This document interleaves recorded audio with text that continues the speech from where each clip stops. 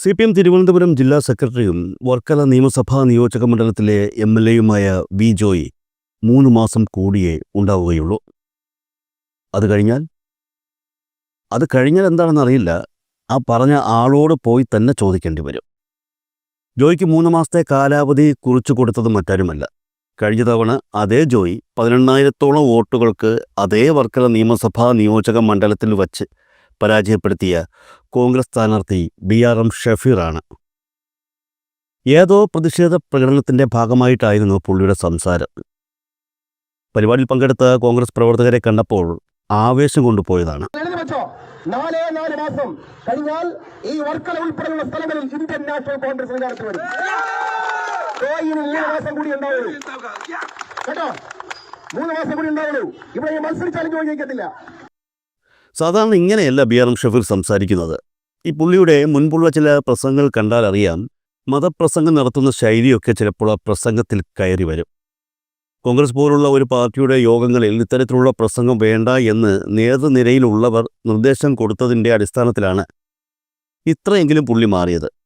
സംസാരം പുതിയതാണെങ്കിലും BRM പഴയ BRM തന്നെയാണ്. കഴിഞ്ഞ തവണ മത്സരിച്ച വർക്കല നിയമസഭാ നിയോജക മണ്ഡലത്തിനു വേണ്ടിയാണ് പുള്ളി ഇക്കാര്യം പറഞ്ഞതെങ്കിലും വരുന്ന നിയമസഭാ തെരഞ്ഞെടുപ്പിൽ പുള്ളി മത്സരിക്കാൻ തയ്യാറായി നിൽക്കുന്നത് വർക്കലയിൽ നിന്നല്ല. അത് നെടുമങ്ങാട് നിയമസഭാ നിയോജക മണ്ഡലത്തിൽ നിന്നാണ്. അതായത് നമ്മുടെ ഭക്ഷ്യ സിവിൽ സപ്ലൈസ് വകുപ്പ് മന്ത്രി GR അനിലിൻ്റെ മണ്ഡലത്തിൽ നിന്ന്.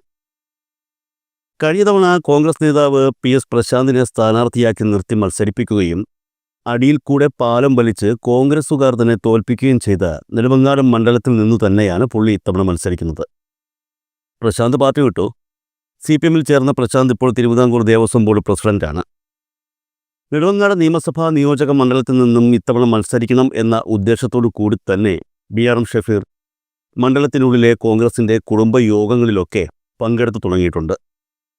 എന്തായാലും പുള്ളി ആവേശം കൊണ്ട് സംസാരിച്ചപ്പോൾ ഒട്ടും ആവേശമില്ലാതെ തന്നെ അതിന് മറുപടി CPM-ൻ്റെ വിദ്യാർത്ഥി സംഘടനയായ SFI-യുടെ സംസ്ഥാന പ്രസിഡന്റ് ശിവപ്രസാദ് നൽകിയിട്ടുണ്ട്. ശിവപ്രസാദിൻ്റെ മറുപടി പ്രസംഗം BRM കേട്ട് കാണുമോ ഇല്ലയോ എന്നറിയില്ല. കേട്ട് കാണുമെങ്കിൽ വർക്കലയിൽ UDF ജയിക്കുമോ, അതേ UDF കേരളം പിടിക്കുമോ എന്ന കാര്യത്തിലെല്ലാം സംശയങ്ങൾ ഒരു പരിധിവരെ നീങ്ങുമായിരുന്നു. കോൺഗ്രസുകാരെ പരാജയപ്പെടുത്തിയാണ് വി ജോയ് MLA ആയത് എന്ന് കൂടി പറയാൻ ധൈര്യം ഇവിടുത്തെ കോൺഗ്രസുകാരെ കാണിക്കട്ടെ. അങ്ങനെ MLA ആയത് അല്ലാതെ ഒരു നേതാവിന്റെയും പെട്ടിപ്പിടിക്കാൻ പോകുന്ന കോൺഗ്രസുകാരനെ നടന്നിട്ടല്ല. ഇവിടുത്തെ ജനങ്ങൾക്ക് വേണ്ടി പ്രവർത്തിച്ചത് കൊണ്ടാണ്. ഈ വർക്കലയിലെ ജനങ്ങൾക്ക് വേണ്ടി രാവും പകലും നോക്കാതെ ഈ വർക്കലക്കാർക്കൊപ്പം നിന്ന് അവർക്ക് വേണ്ടി അഹോരാത്രം പ്രവർത്തിച്ചത് കൊണ്ടാണ് കമ്മ്യൂണിസ്റ്റുകാരെ ഇടതുപക്ഷക്കാരെ വർക്കലക്കാർ വിജയിപ്പിക്കുന്നത്. ഇനി കഴിഞ്ഞ തവണ തോറ്റ നേതാവാണ് കേട്ടോ ഇവിടെ പ്രസംഗം നടത്തുന്നത്. നമ്മൾ കേൾക്കണം. കഴിഞ്ഞ തവണ തോറ്റ നേതാവിനോട് ഒരു കാര്യം സ്നേഹത്തോടെ നമ്മൾ പറയാൻ ആഗ്രഹിക്കണം. ആ തൊട്ടടുത്ത് നിന്ന് വർക്കലക്കാരുടെ വോട്ട് കിട്ടിയായിരുന്നു. പ്രസംഗിക്കുമ്പോഴേ PS ജോയിയെ 3 മാസത്തിന് ശേഷം വി ജോയിയെ 3 മാസത്തിന് ശേഷം താഴെ ഇറക്കാൻ വേണ്ടി വെല്ലുവിളി നടത്തുമ്പോ ഈ പറയുന്ന കോൺഗ്രസിന്റെ അനിഷേധനായ നേതാവ് തൊട്ടപ്പുറത്തിരിക്കുന്ന വർക്കലക്കാരനോട് ചെവിയിലെങ്കിലും ചോദിക്കണം, അല്ല കഥാറിയേട്ടാ എനിക്ക് വോട്ട് ചെയ്തായിരുന്നു? ആ പ്രകടനത്തിൽ പങ്കെടുത്ത കോൺഗ്രസുകാർ ഈ നേതാവിന് വോട്ട് ചെയ്തായിരുന്നു? അപ്പൊ കോൺഗ്രസുകാരുടെ പോലും വോട്ട് നേടാത്ത കോൺഗ്രസ് നേതാവ് വി ജോയിയെ വെല്ലുവിളിക്കാൻ ഈ ആറ്റിങ്ങലിന്റെ വർക്കലയിൽ ഇറങ്ങിയാൽ അതിലും പരമഹാസ്യമായ കാര്യം പ്രിയപ്പെട്ട സഖാക്കളെ വേറെന്തെങ്കിലും ബാക്കി നിൽക്കുന്നുണ്ടോ? ഇതാണ് കോൺഗ്രസ്. ഈ കോൺഗ്രസിനെ നമ്മൾ ആരെങ്കിലും ഗവനിച്ചിട്ട് വല്ല കാര്യമുണ്ടോ? കോൺഗ്രസിനെ ഗവനിക്കാൻ നമ്മൾ വേണ്ട. കോൺഗ്രസിനകത്ത് തന്നെ ഇഷ്ടം പോലെ ആളുകൾ ബാക്കിയാണ്. കോൺഗ്രസിനെ ഗവനിക്കാൻ, കോൺഗ്രസിന് വേണ്ടി പ്രവർത്തിക്കാൻ, കോൺഗ്രസിനെ നശിപ്പിക്കാൻ കോൺഗ്രസിനകത്ത് തന്നെ ഇഷ്ടം പോലെ ആളുകൾ നന്നായി കച്ചുകെട്ടി അതിനകത്ത് നടക്കുന്നുണ്ട്.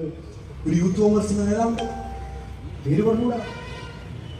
പൊതുവേദി നമ്മൾ തീരുമാനിച്ചു. സ്ത്രീകൾ കൂടുന്നിടത്ത്, കുട്ടികൾ കൂടുന്നിടത്ത്, വിദ്യാർത്ഥിനികൾ കൂടുന്നിടത്ത് ഈ കോൺഗ്രസ് നേതാവിന്റെ, യൂത്ത് കോൺഗ്രസ് നേതാവിന്റെ പേര് പറയാൻ പാടില്ല. നമ്മൾ തീരുമാനിച്ചു ഒരു യൂത്ത് കോൺഗ്രസ് നേതാവിന്റെ പേര് ഈ നാട്ടിലെ ഒരു കവലയിൽ ഇറങ്ങി നിന്ന് പ്രസംഗിക്കാൻ കഴിയാത്ത ഗതികേട് കേരളത്തിനകത്തുണ്ടായെങ്കിൽ ആ ഗതികേടിന്റെ പേരാണ് കോൺഗ്രസ് എന്ന് കോൺഗ്രസ്സുകാരാ നീ ബോധ്യപ്പെടുന്നത് വളരെ നല്ലതാണ്. എന്തൊക്കെയാണ് പുറത്തു വരുന്ന വാർത്ത? SFI-കാരനെ തല്ലാൻ മുണ്ടുമുടക്കി ഇറങ്ങുന്ന KSU-കാരനുണ്ടല്ലോ. കഴിഞ്ഞ ദിവസം എറണാകുളത്ത് നിന്ന വാർത്ത ആ KSU-കാരനൊന്ന് വായിക്കുന്നത് വളരെ നല്ലതാണ്. KSU-വിന് വേണ്ടി അറിയാതെങ്കിലും പ്രകടനത്തിൽ പങ്കെടുക്കാൻ തെറ്റിദ്ധരിച്ചു പോകുന്ന പെൺകുട്ടികളോട് ഞങ്ങൾക്ക് സഹതാപമുണ്ട്. കഴിഞ്ഞ ദിവസം എറണാകുളത്ത് നിന്ന് പുറത്തുന്ന വാർത്ത, ഈ പറയുന്ന യൂത്ത് കോൺഗ്രസിന്റെ മുൻ നേതാവ് മെസ്സേജ് അയച്ച് ശല്യം ചെയ്ത് ഭീഷണിപ്പെടുത്തിയ കൂട്ടത്തിൽ 2 KSUവിന്റെ എറണാകുളത്തെ വനിതാ നേതാക്കന്മാർ ഉണ്ടെന്നാണ്. എവിടെ എത്തി നിൽക്കുന്നു KSU?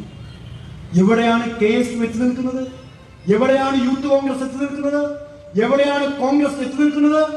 ആദ്യ ദിവസം പ്രഖ്യാപിക്കുന്നു, ഈ പറയുന്ന ആളെ ഞങ്ങൾ പുറത്താക്കും, ഞങ്ങൾ MLA സ്ഥാനം രാജിവെക്കും.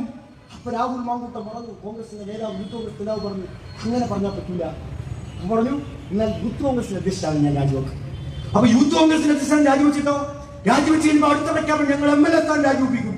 രാജിവെപ്പിച്ച് കഴിയുമ്പോൾ പറയുന്നു, രാഹുൽ മാങ്കൂട്ടം പറഞ്ഞു, ഇല്ല ഞാനത് രാജിവെക്കില്ല, അപ്പൊ നേരെ പേറ്റി മാറ്റി സസ്പെൻഷനിലാക്കി എന്ന് പറഞ്ഞു പേടിപ്പിച്ചാൽ ഇപ്പോഴും കോൺഗ്രസ് നേതാക്കന്മാരെ ഈ മുൻ യൂത്ത് കോൺഗ്രസിന്റെ നേതാവ് നിലയ്ക്ക് നിർത്തുന്നത് എന്ന് തുറന്നു പറയാൻ ധൈര്യം കോൺഗ്രസ് നേതൃത്വം കാണിക്കണ്ടേ? VD സതീശൻ ഇന്നലെ പറയുന്നതല്ല ഇന്ന് പറയുന്നത്.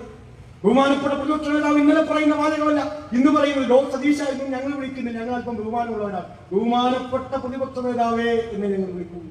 ആ ബഹുമാനപ്പെട്ട പ്രതിപക്ഷ നേതാവിന്റെ മുഖം നിങ്ങൾ 2 ദിവസമായി പത്രമാധ്യമങ്ങൾ കണ്ടാൽ എന്തോ വലുത് തനിക്ക് നേരെ വരാനിരിക്കുന്നു എന്നു ഭയപ്പെട്ട് പേടിച്ച് നടക്കുന്ന പ്രതിപക്ഷ നേതാവിനെ നമ്മൾ കേരളത്തിൽ കാണുകയാണ്. ആ പ്രതിപക്ഷ നേതാവ് നയിക്കുന്ന കോൺഗ്രസ് അല്ലേ കേരളത്തിലെ കോൺഗ്രസ്? ഈ യൂത്ത് കോൺഗ്രസിന്റെ നേതാവ് നേതൃത്വം കൊടുത്ത കോൺഗ്രസ് അല്ലേ ഈ കേരളത്തിലെ കോൺഗ്രസ്? ആ കേരളത്തിലെ കോൺഗ്രസിന് എന്ത് ധാർമ്മികതയാണ് കേരളത്തിലെ ജനങ്ങളോട് മുന്നോട്ട് കൊണ്ടുപോകാൻ? ഞാൻ അവസാനിപ്പിക്കുകയാണ്. ആക്രമിച്ചാൽ, SFIക്കെതിരായ അതിക്രമം നടത്തിയാൽ ഈ കേരളത്തിനകത്ത് SFI സംഘടനാ പ്രവർത്തനം അവസാനിപ്പിക്കും എന്നത് നിങ്ങളുടെ തെറ്റിദ്ധാരണയാണ്. അങ്ങനെ അവസാനിപ്പിക്കുമായിരുന്നെങ്കിൽ ഞങ്ങളുടെ 13 സഖാക്കളെയാണ് ഈ ദ്രോഹികൾ വിവിധ ക്യാമ്പസുകളിലായി കൊന്നുതള്ളിയത്.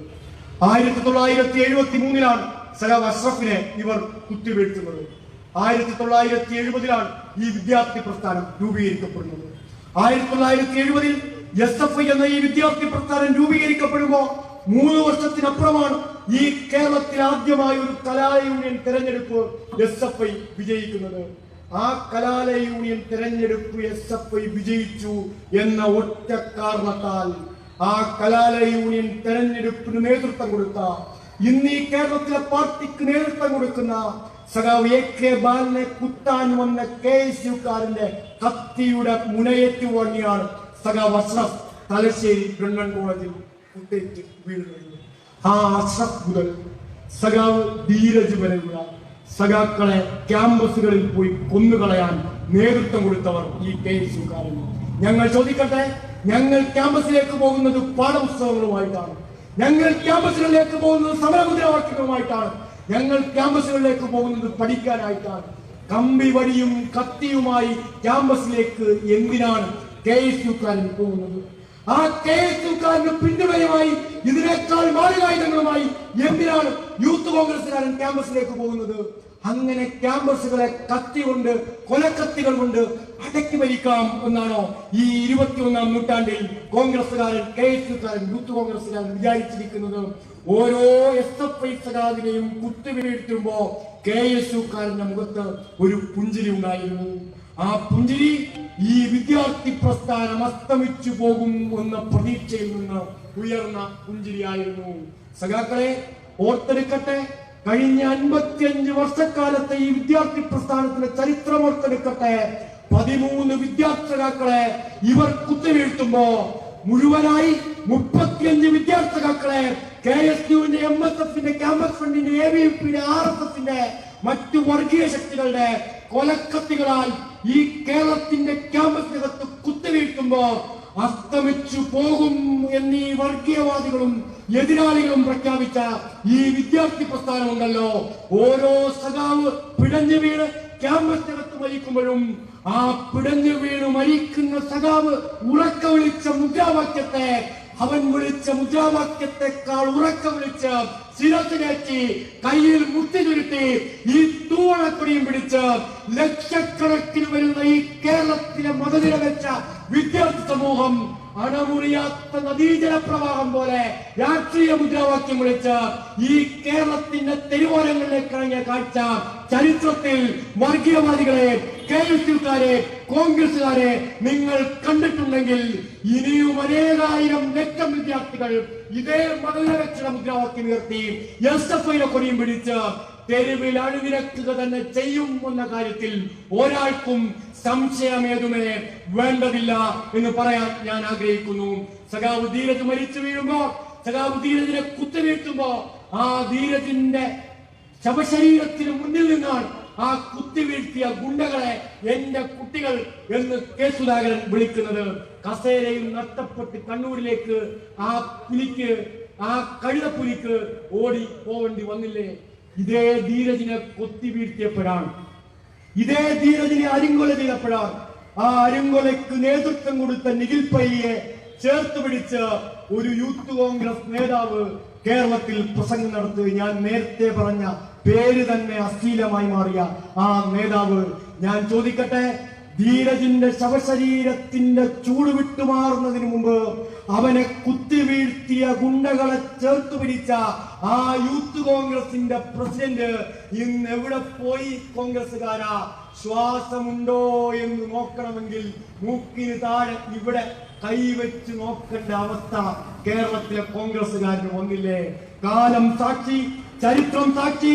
ധീരജിനെ കുത്തിവീഴ്ത്തിയ ഗുണ്ടകളെ ചേർത്ത് പിടിച്ച KSU പ്രസിഡന്റ് ചത്തതിലൊക്കുമേ ജീവിച്ചിരിക്കണം എന്ന അവസ്ഥയിൽ ഇന്ന് നീ എത്തിയിട്ടുണ്ടെങ്കിൽ ഈ രാജ്യം ഉയർത്തിപ്പിടിക്കുന്ന രാഷ്ട്രീയ ശരിമ എത്രത്തോളമാണ്, അതിന്റെ ചൂടെത്രയാണ് എന്ന് നീ തിരിച്ചറിഞ്ഞുകൊണ്ടിരിക്കുന്നുണ്ടെങ്കിൽ അത് ഈ കേരളത്തിനകത്തെ മതനിരപേക്ഷവാദികളായ, ജനാധിപത്യവാദികളായ മനുഷ്യർ ഉയർത്തിപ്പിടിക്കുന്ന സത്യത്തിന്റെ മുദ്രാവാക്യത്തിന്റെ ഫലമാണ് എന്ന് നീ തിരിച്ചറിയേണ്ടതായിട്ടുണ്ട്. അതുകൊണ്ട് അക്രമം കൊണ്ട് SFIയെ കീഴ്പ്പെടുത്താം എന്ന് നിങ്ങൾ വിചാരിക്കുകയും വേണ്ട. അക്രമത്തിലൂടെ കീഴ്പ്പെടുത്താൻ നിങ്ങൾ ശ്രമിക്കുന്ന ഓരോ നിമിഷവും ഒരു മഹാവിദ്യാർത്ഥി പ്രസ്ഥാനമായി ഞങ്ങൾ പടരും എന്ന കാര്യത്തിൽ നിങ്ങൾക്കൊരു സംശയവും വേണ്ടതില്ല.